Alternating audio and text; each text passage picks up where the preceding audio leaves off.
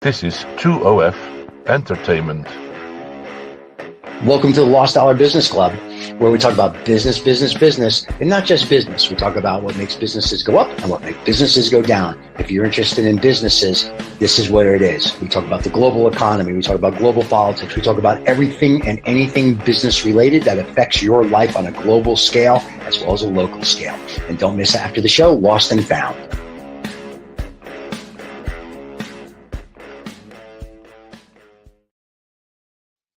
And we're back. Hey, everybody. Welcome to the Lost Dollar Business Club live. And if you're watching it Saturday morning, then technically not live. We have a great guest today, Guy Standing. And Guy, as you know, has been on the show many times. I want to talk about his book today. And we'll discuss it in more detail and even tell you the name. Just for everybody that was expecting Michael and everybody else have things going on, so they couldn't make it. So Guy, unfortunately, is stuck with me. So before we bring Guy in, we're going to have our sponsor give a 30-second commercial. And then the next hour is all Guy Standing. With the new HBN 3-outlet sensing countdown timer with remote control, you can set your whole house up to look like Christmas 24 hours a day, 7 days a week. The timer comes with a 2, 4, 6, and 8-hour countdown function.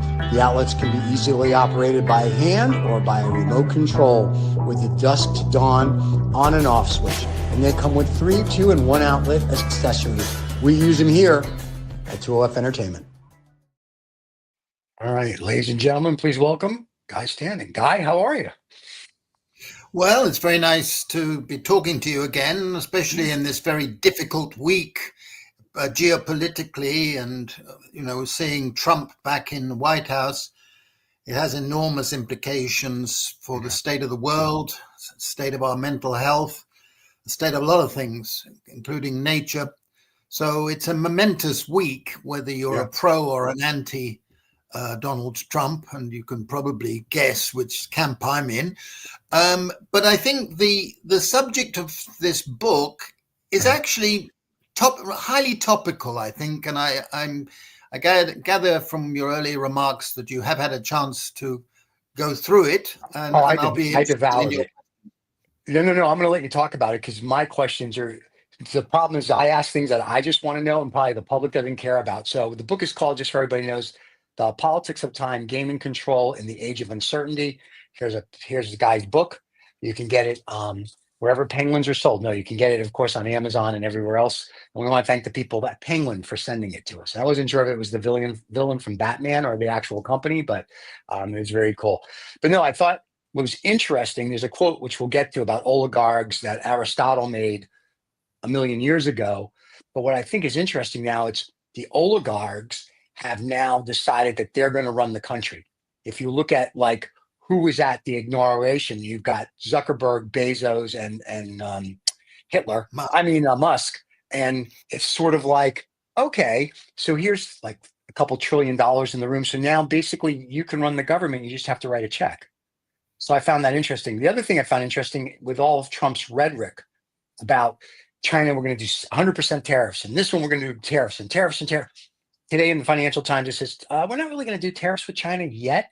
We're backpedaling, right? So all of a sudden we pounded our chest, scared the world, as you put it. And now I think he's trying to figure out what he can get away with and what he can't.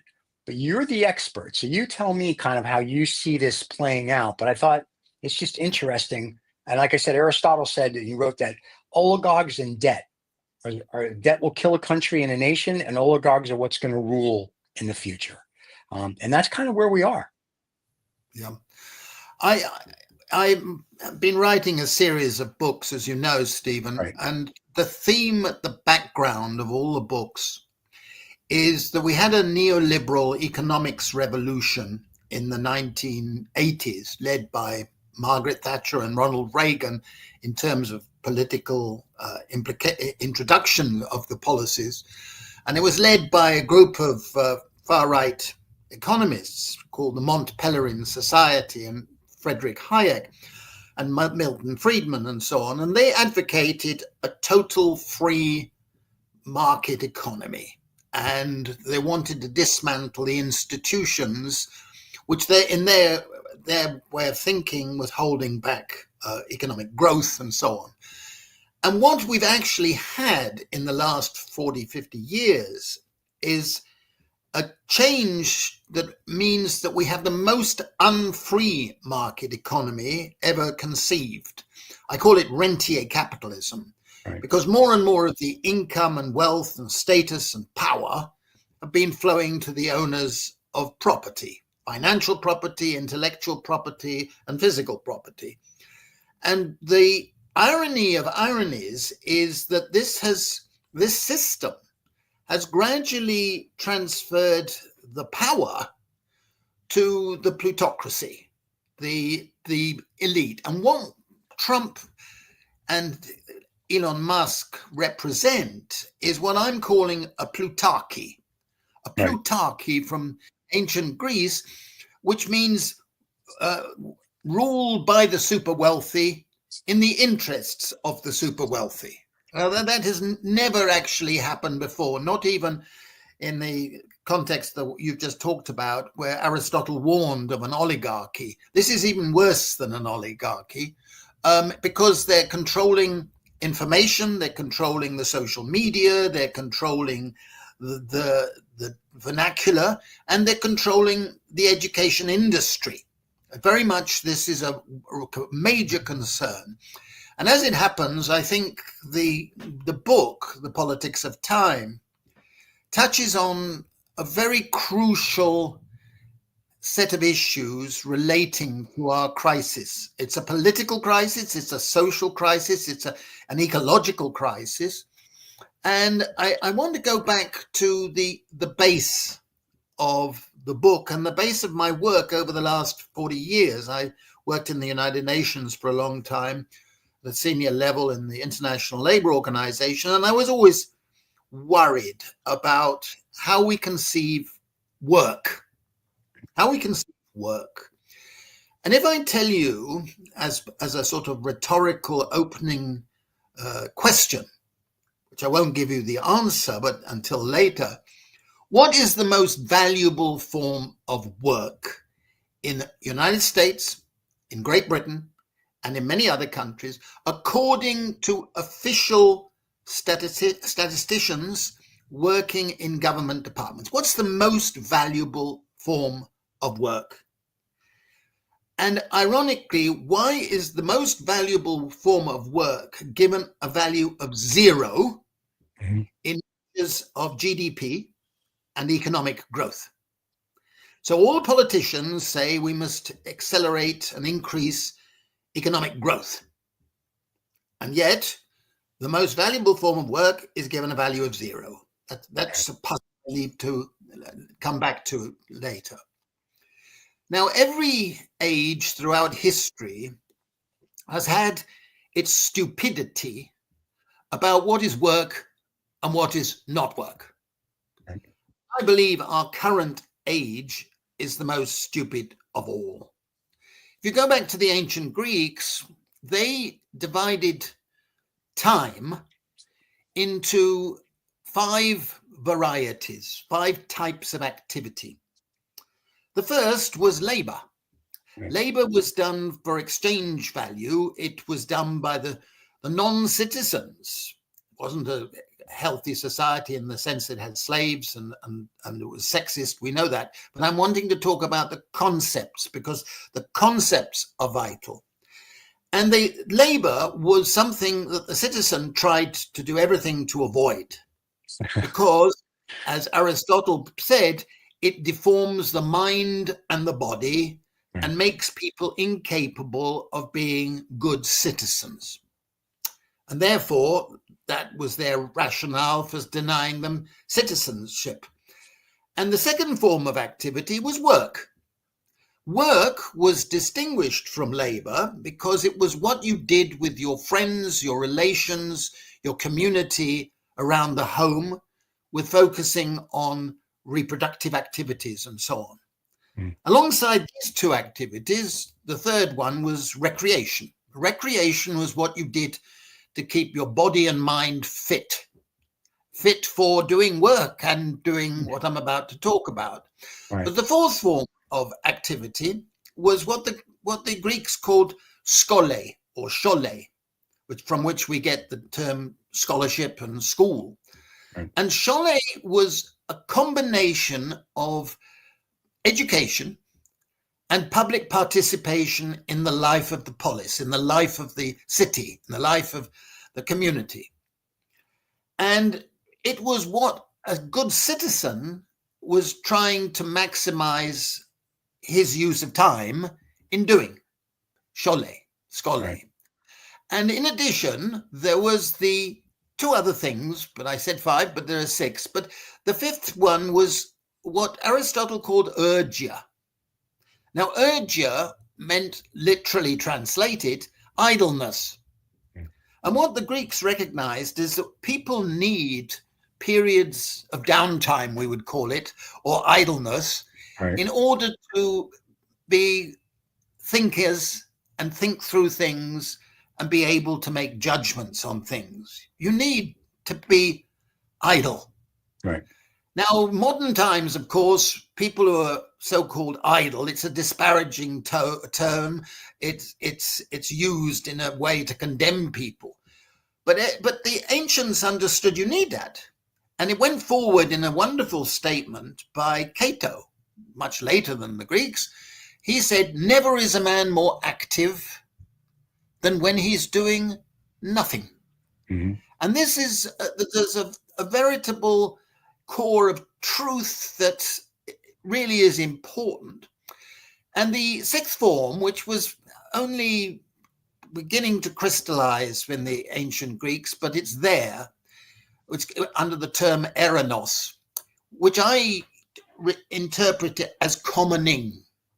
Commoning is what you do is just shared activities in the commons, shared things that are focusing on reproduction.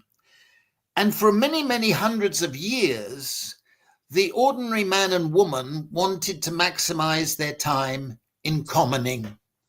And all the great rebellions of British history, for example, going through the Battle of Lincoln just before the Magna Carta and the Charter of the Forest came in 1217, through the Peasants' Revolt in 1381, through the Levellers and the Diggers in the 17th century, all the way through the Chartists and so on. It's all been about trying to recover the commons and commoning.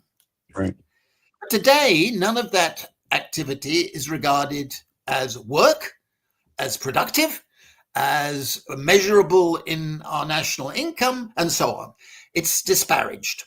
Right. And yet many of those activities are the most civilizing of all activities.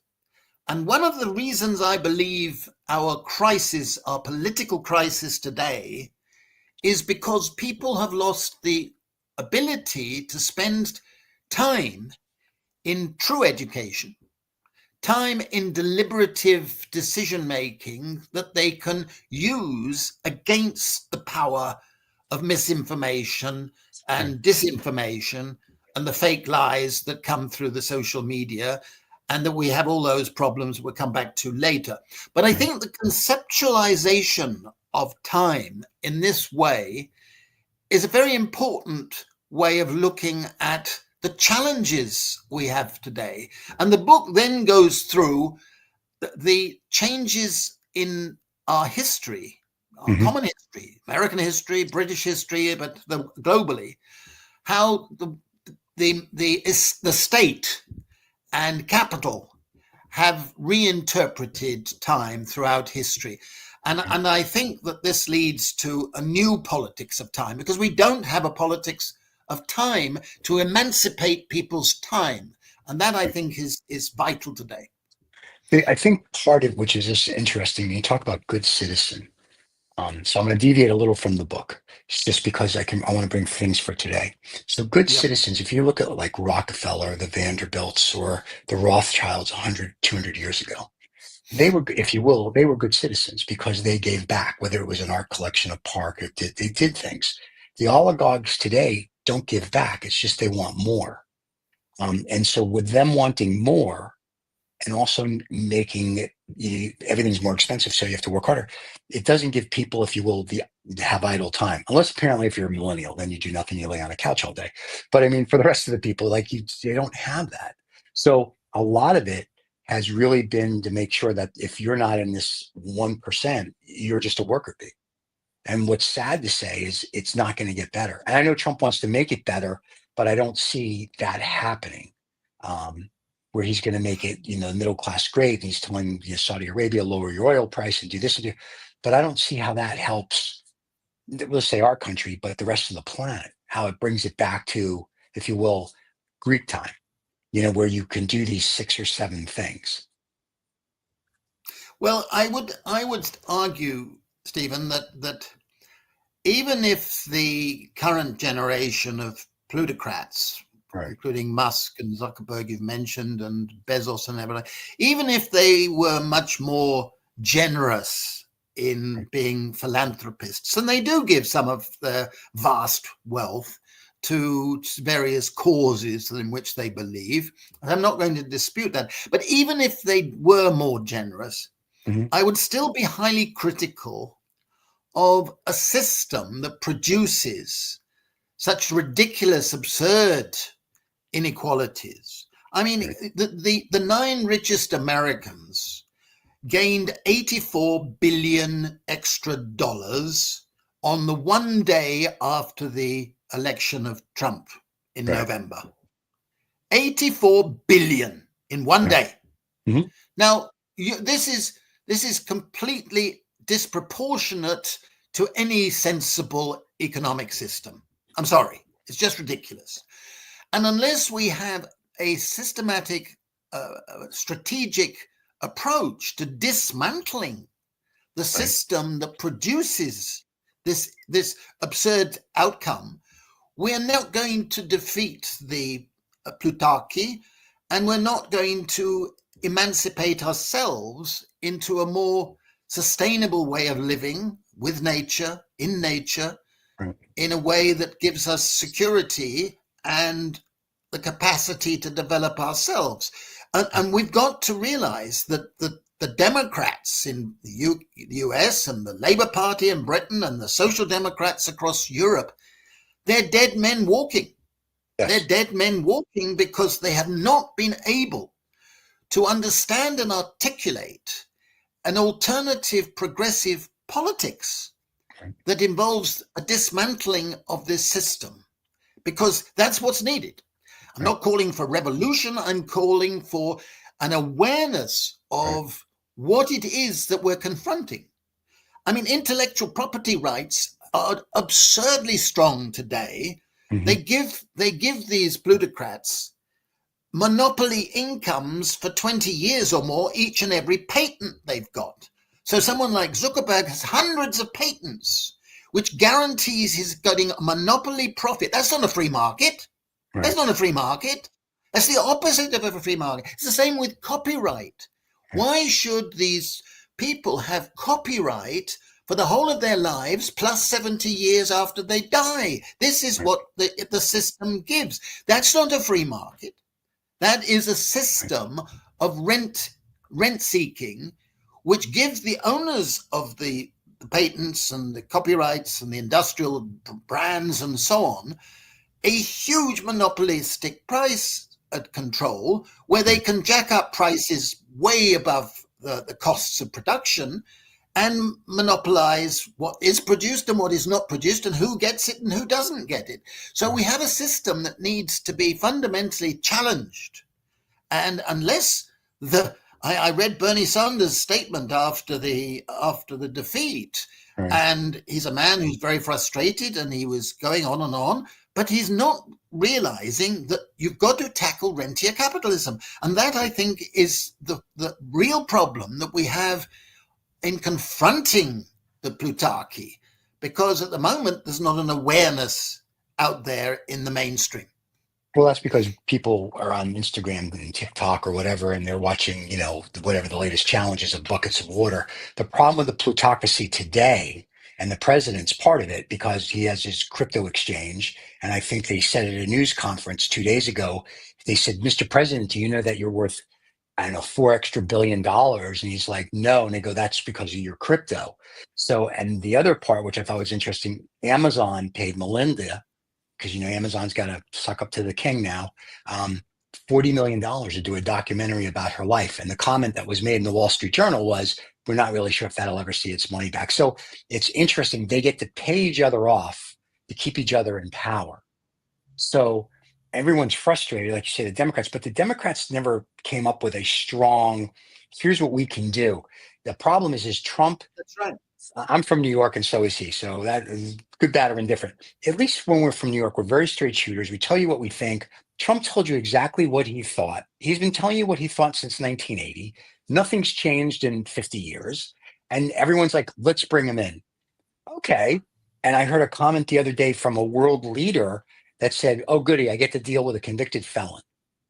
And I'm like, it's like, granted, our thing that says you have to be president is 35 or older. Listen, anyone can be president. Then if you're a felon, you can be president. That's fine. The problem is that all these guys do is just get richer, richer, richer for their circle. And so it's interesting how that's going to play out for the average person. Like today, they talked about the super AI thing that they announced for $500 billion. And really, that 500 billion isn't for small companies. It is for OpenAI and ChatGPT. And that's it. So it's like we're gonna do something for you, America, for Guy and Steve and this one and that one. But really, we say that, but we're gonna do it for these three people over here. And the problem is the public's not aware because the public doesn't have, as to your point about education or scholar, most people don't read. Most of the people didn't pay attention. And at a certain age, the crap that they taught in high school isn't the stuff that you and I learned when we went to school about history. They don't teach. You had social sciences, you had, geography, you had history. They don't do that anymore. It's like, let's get them in and get them out. It's a factory to make stupid people. And that's a problem. That's a good way of putting it, Stephen, because I think that one of the biggest causes of the political crisis is the education industry.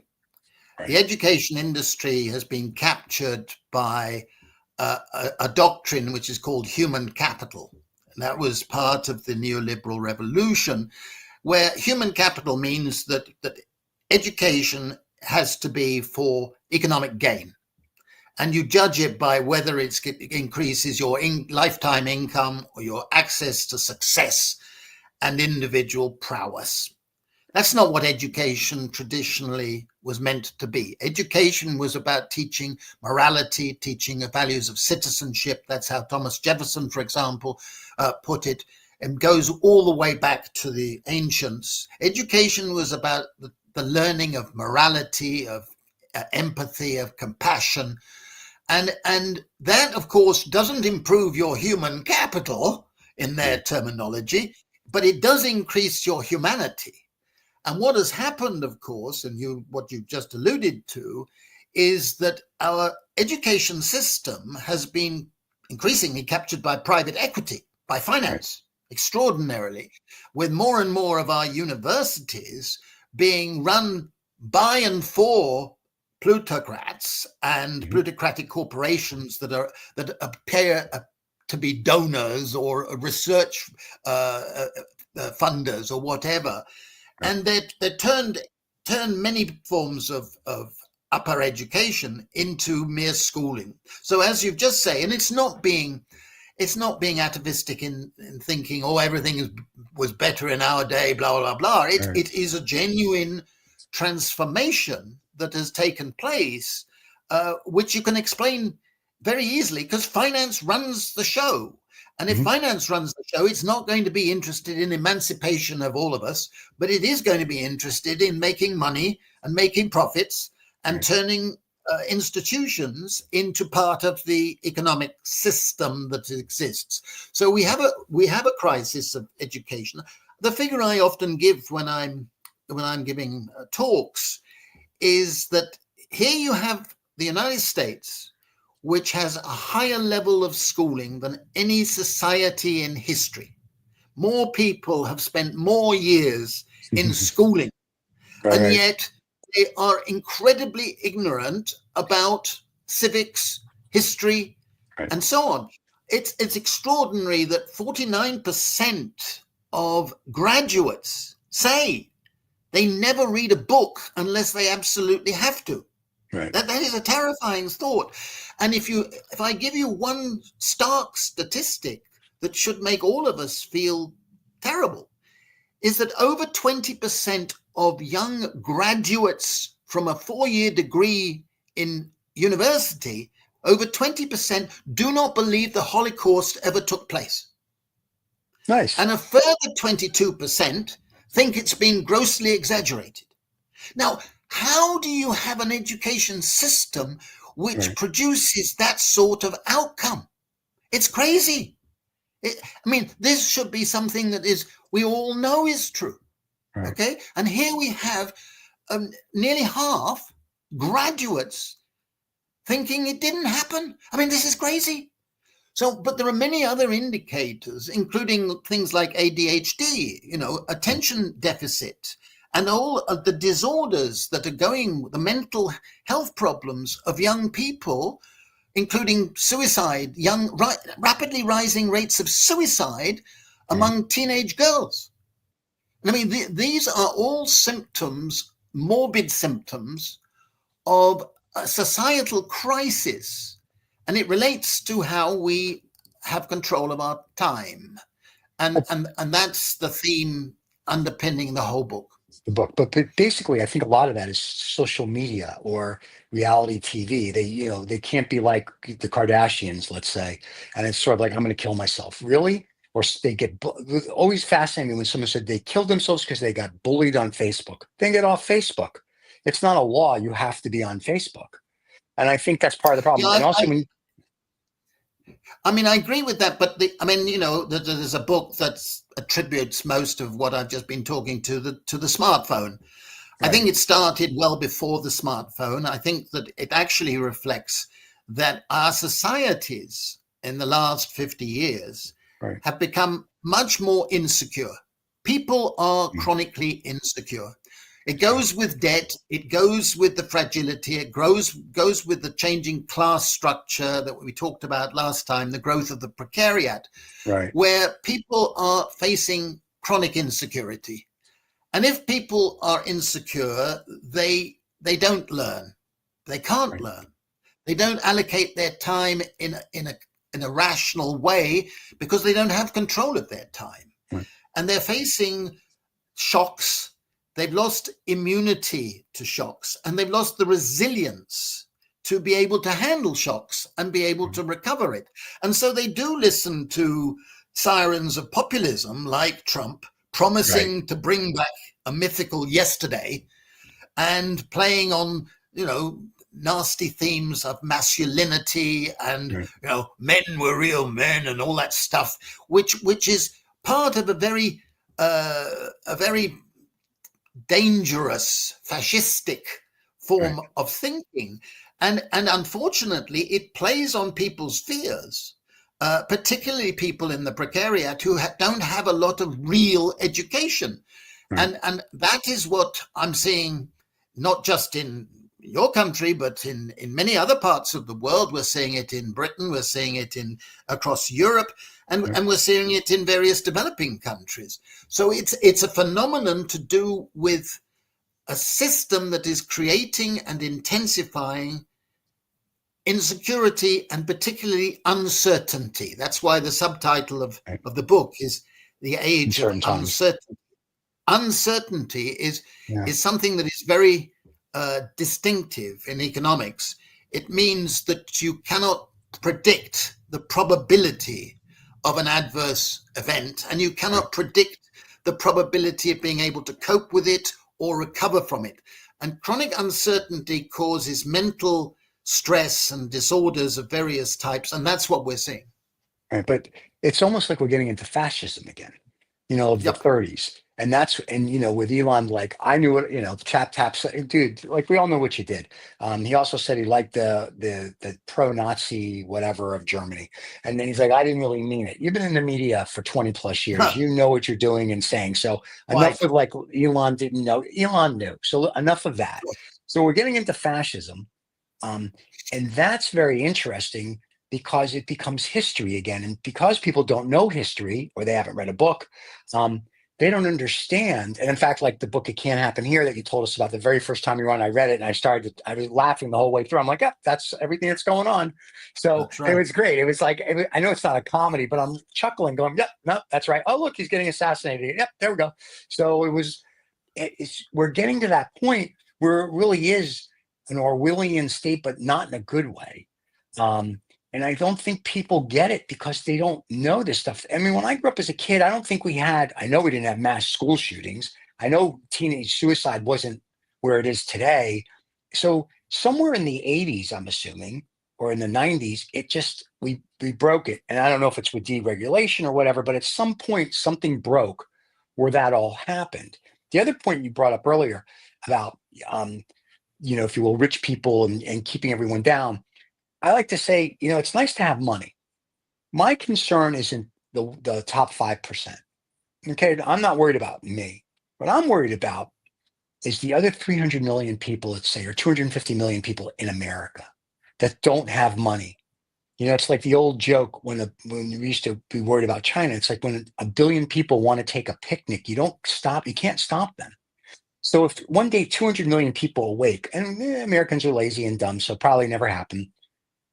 You talk about now civil war, civil discourse, that's where you're going to go. Unless you can make America a utopia where there's healthcare and there's this and there's that and all these wonderful things and there's no hunger, at some point, someone's going to get fed up and they're going to be like, enough. And that I don't think the wealthy get, because I think they've lost touch with that reality of we need to go back, not to a simpler time, but like where people, to your point, have leisure, go to school, and everyone's on this playing field, and the best of the best will rise, and the mediocre and the lower won't, and they can go do whatever. But if we don't do that, in a 10-year period, you're going to have a greater disparity, and you're going to get people that are going to be like, I have nothing to lose, talking about, they can't relax and they can't this and they can't. Well, if you have nothing to lose, then what are you going to do? It's like, yeah, let's storm the Capitol, apparently, like we did 4 years ago, and we see how that went. But well, I want to go beyond that, Stephen, okay. because the book is trying to say what we can do. Right. And the final chapter, as you may know, if you read it, is a sort of allegorical peering into the near future, imagining that some sort of progressive alliance came through and took a range of actions which changed the nature of society to get us out of this catastrophe. Right. And I think that one of the key issues which the progressives in politics, either side of the Atlantic, have got to take up is a politics of time. Right. A politics of time which says, look, people have lost control of their time. If you're in the precariat, you have to do whatever you have to do to survive. Right. You cannot take proper leisure. You have to spend an enormous amount of time doing what I call work for labor, work that is unremunerated, but unless you do it, you get punished by the system. They have to spend a lot of time retraining, working to get benefits or working to wait around. They have to spend a lot of time doing things that they don't want to do. And they can't spend much time doing the things that they would like to do. That is a crisis of our era. And this I think means that we need a politics of time. And that is why I strongly favor moving in the direction of having a basic income for everybody. Everybody, and we can afford it. Of course we can afford it. We can afford it because we should be able to take part of the rents that are going to the plutocracy, right, and part of the rents that are being taken because we're allowing pollution and global warming to eat away at our commons, and put it into a capital fund. And as the capital fund builds up, pay out a gradually rising basic income, common dividends, call it what you like. And that enables people to have more control of their time. We've now been involved in over 100 pilots and experiments with basic income. And one of the things that comes through again and again and again and again is a reduction in stress, a feeling that we have greater control of our time and we can spend it in the way we would wish to do as good family people, good community people, and so on. And actually increase work, proper work, and increase proper leisure. Getting control of your time. We need a slow time movement. Right. A slow time movement is saying, listen, we don't need so many goods and consumer goods and things just rushing around. We can slow down. We can spend more time looking after our relatives, our communities, and our commoning. Right. And then have a different way of looking at how we live. And that goes back to my rhetorical question at the outset. The most valuable form of work, according to the statistical offices in our country, is care, unpaid care. All right, but we have a care deficit. We have inadequate care that we're giving to our children, our elderly parents, our friends, our community. We don't have enough time.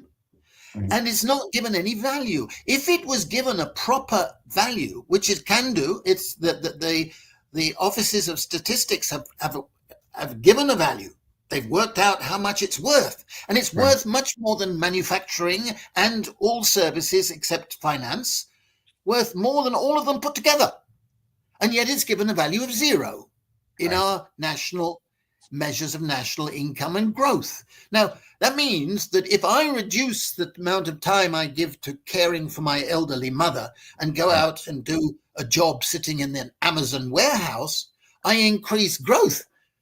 But it's not an increase in happiness. It's not an increase in welfare. And we need to mock the notion of GDP growth. GDP was a concept that was devised by Simon Kuznets and Milton Friedman, but Simon Kuznets mainly in the 1930s as a measure of resources mobilizable for war. Right. And they reasoned that women looking after children were not mobilizable for war. So they were given a value of 0. Now, it was a stupid decision at the time, but it's been kept in the measures of GDP ever since. Now, come on, people, wake up. If a Martian was to come down and say and ask us, how do we measure national income? And we told him that, he would think we were mad.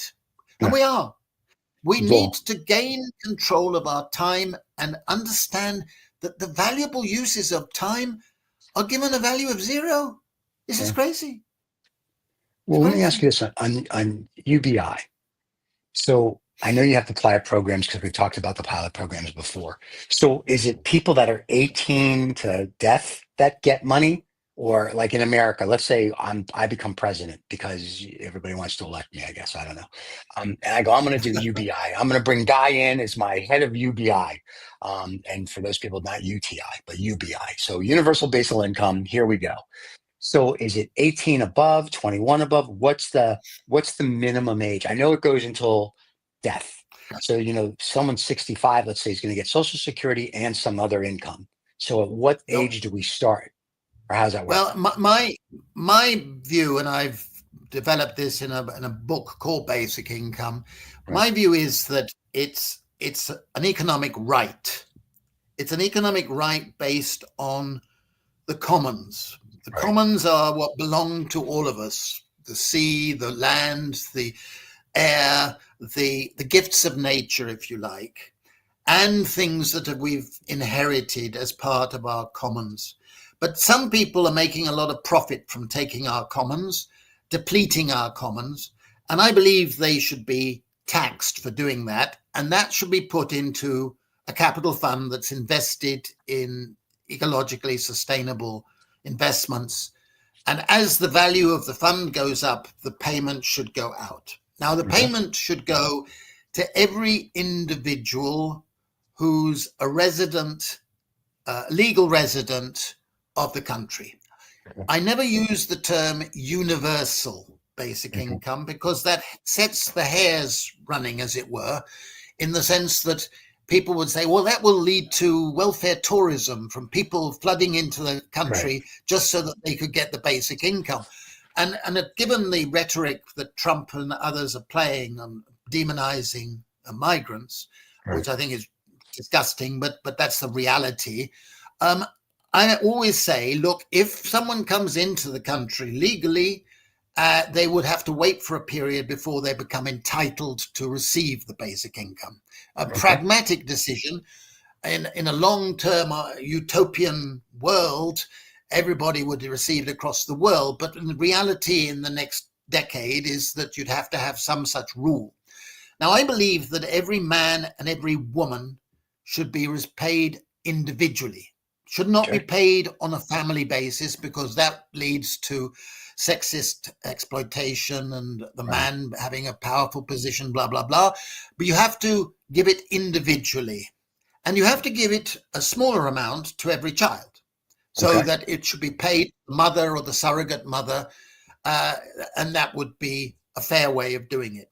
Now, that's how we've designed pilots in a number of countries. And what it does is it leads to ideal situations like changing power structures and bargaining structures in families and communities. It reduces inequalities because it increases income generation in those communities with what we call a multiplier effect.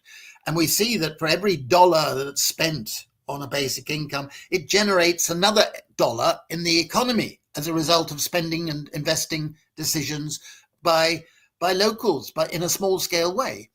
The best outcome is that it results in improvements in mental health. And that's the first and most important thing we need today.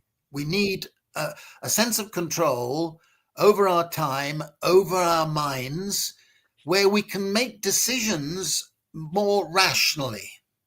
I believe that people who are feeling basically secure make decisions based on altruism and empathy and compassion to a much greater extent than if they're fearful, insecure, and they can listen to the sirens of populism saying your situation is the fault of those people, those others, the migrants, the illegals. They demonize and they wolf whistle and so on. And it's racism pure and simple under the Trump whole regime. It is pure racism. That's what's so tragic in how many people who come from minority groups seem to have voted for him. I mean, they do not have education to the point where they should be able to see what he represents. I think it's an incredible indictment of the state of education in the United States that 45% of the women who voted for Trump. A misogynist, a convicted person who's for sexual assault, a man who openly boasted on a bus about how he grabbed women between the legs, just like that. I mean, how can a self-respecting woman vote for such a bastard? I'm sorry. And here's, I think, part of it. One, and I say this tongue in cheek, but there's no men anymore. Like, we're a dying breed. And I'm not talking like John Wayne kicking in the door and having to shoot him up. I'm just talking, there's no men, there's no masculinity. Not that we drag you by the hair back to the cave thing, but there's just no men. There's no old school gentlemen anymore. And I think a lot of the women you spoke about are like, that's a man. Regardless of what he did, that's a man. And I think they want someone of authority, where Joe was very nice, but he looked like he was ready to go. And Camilla had it in the beginning and then lost it. And Trump, they're like, we like that. And they've seen Donnie now for 40 years on TV and in movies. So it's like that familiar face. And I think he gives that masculinity, whether it's right or wrong. I think that's part of the reason. Well, let me come in there, Stephen. Sure. we must not get carried away in thinking that Trump is super popular. The turnout in the election was 64.5% of the electorate. Okay. Right. And he got just over half. That means that fewer than 1/3 of the American electorate voted for Trump. Right. Less than 1/3. Okay. And that means that a hell of a lot of people, including my daughter in Washington and my son, I mean, they hate what Trump stands for, what he says, how he says it, and so on. But they feel that disenfranchised because what the Democrats were offering was also thoroughly unattractive. Right. I mean, I think personally there's a lot of people curse Biden as Genocide Joe for supporting Netanyahu uncritically through the destruction of Gaza. I've been working with the Palestinians in this past year, and I cry every day seeing how many innocent people are needlessly being slaughtered. And he stood by when he could have done something. And a lot of people just didn't want to vote for him. Now, he would have been and Kamala Harris ditto. She tried to distance herself, but they weren't offering a progressive politics either domestically or internationally. And that I think is the biggest tragedy, because he won by default, not won by super popularity. The fact that he got a majority of the vote does not mean he's super popular. And I think that must be borne in mind. What is lacking is a progressive alternative. I wouldn't put it in terms of masculinity. I would put it in terms of someone with a vision. He has his vision. I think it's a totally mad vision, but he has a vision, and I can see your point. But what we're lacking is a vision on the other side. And that's why I've tried to give it in this book and my other books, because what we need from progressive people is that vision. And I can tell you that, Stephen, I'm only an economist who writes books on these issues, but I receive thousands of emails from people saying, why don't our politicians get it? Why don't they offer this alternative vision of security and emancipation and destroying the rentier capitalism that's there's nothing in it for them if they do it. There's nothing in it for them. But that's possible, but that's a little cynical if you think about it, because I think it's realistic. I know what you're saying. I mean, I'm not disagreeing with you, but it is cynical, and it's tragic, because if people are properly educated, they will vote for people who stand for morality and for decency and altruism. And I think that we have fantastic energy out there. I mean, I must tell you this. I believe that the young generations are incredibly energized, and quite right too, because they're seeing global warming and the destruction of the planet and the loss of the species. They're experiencing all of that, and the fires and the disasters that are mounting all the time. They're the primary victims. But there's a hell of a lot of energy, and it's not being mobilized. I think that will change. I really believe that we're going to see a counter movement, if you like, against what the Plutarchy stands for. But we're in a dark tunnel, and we need to encourage that and energize people to develop that vision. And I was in Westminster last week talking to politicians on the left, MPs, and I was just saying to them, look, it's your chance. It's your chance now to articulate an alternative, because if those who articulate the good alternative, the good society, they're going to suddenly find there's a lot of support for them. And I feel that now when, in a sense, this is the ultimate defeat of the Democrats, the laborists, what I call the laborists in the book. It's the ultimate defeat because there's no coming back for the Bidenomics and the old style laborist agendas. There has to be a new emancipation, a new energy, a new ecological love of life, a slow time movement, a slow food movement, a slow education movement, a more and it's coming, but it's a painful point we're at the moment. I hope, because if not, in 4 years, Sure. the king will still be here because there's no one going to run against him, and it'll be interesting to see how that JD plays itself out. JD Vance is waiting in the wings. And listen, as long as you give him a couch, apparently he's very happy. But JD Vance is an interesting character because he called Trump Hitler. And then the minute Trump said, "Would you like to be my vice president?" He's like, "I love this guy. He's the best thing since sliced bread." And I'm like, well, you're not flipping much. To go from, and I say this somewhat tongue in cheek. Like I've seen the movie and read the book. It's called Mein Kampf. And I joke with people about Mein Kampf that, it's 800 pages long. And if you read it, the first 400 pages is a well-written, how we're going to do infrastructure, how we're going to do, kind of like, we'll say what this is like, we're going to do A through half the alphabet. I'm like, that's kind of what Trump does. Then it's when you get to the middle of the alphabet to Z, which is like 451. And then like you turn the page, it goes, and then we're going to kill the Jews. And I'm like, okay, this is where I have a problem with your book.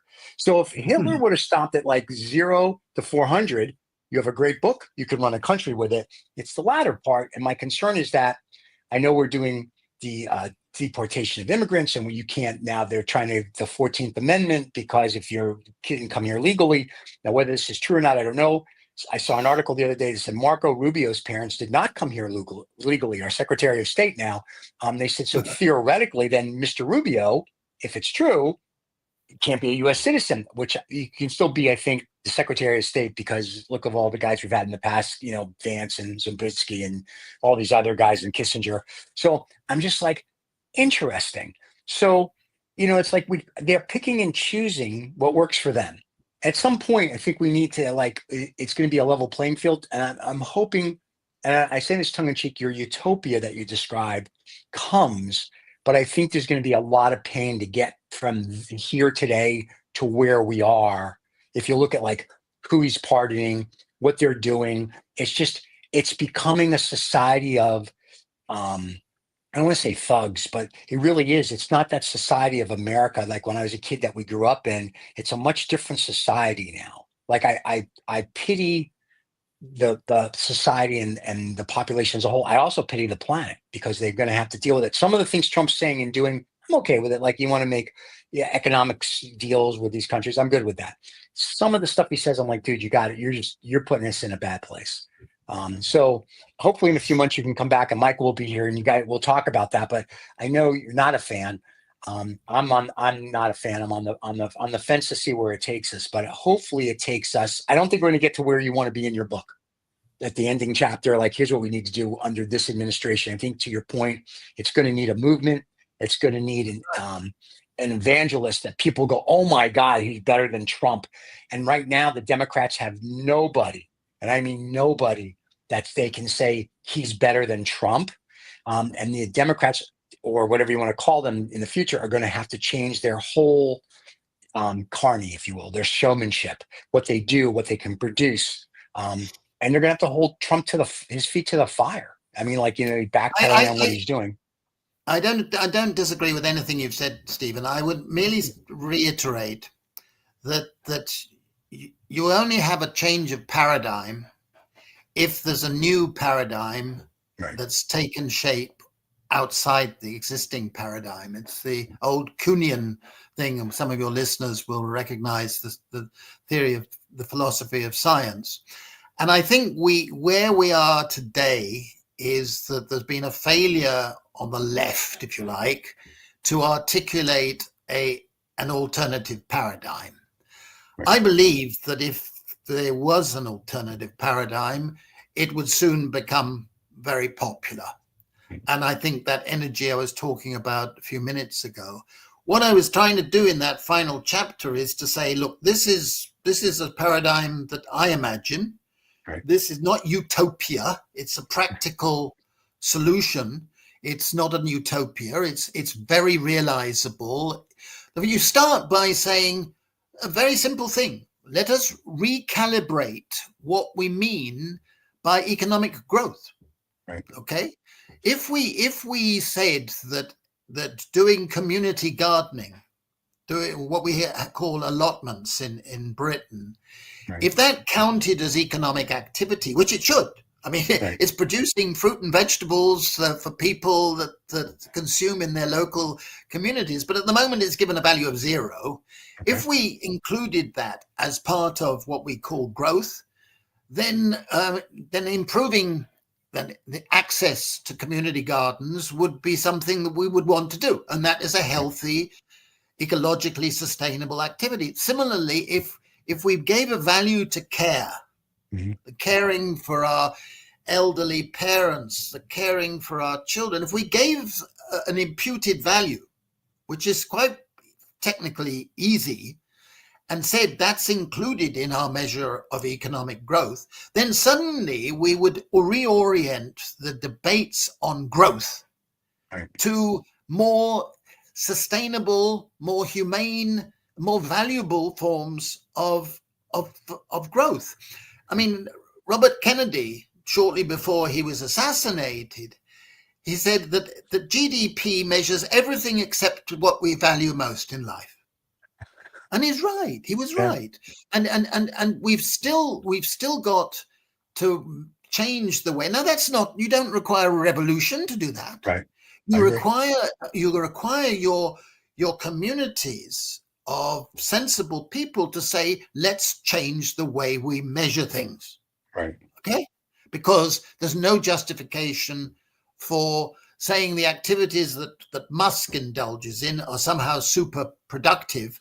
Whereas there's something like, your fellow here, Michael, who's had to go off and look after his mother today, is given a value of 0. It's ridiculous. Okay, I agree with that. So I think that we start like that. The same with moving towards a basic income. We can afford it.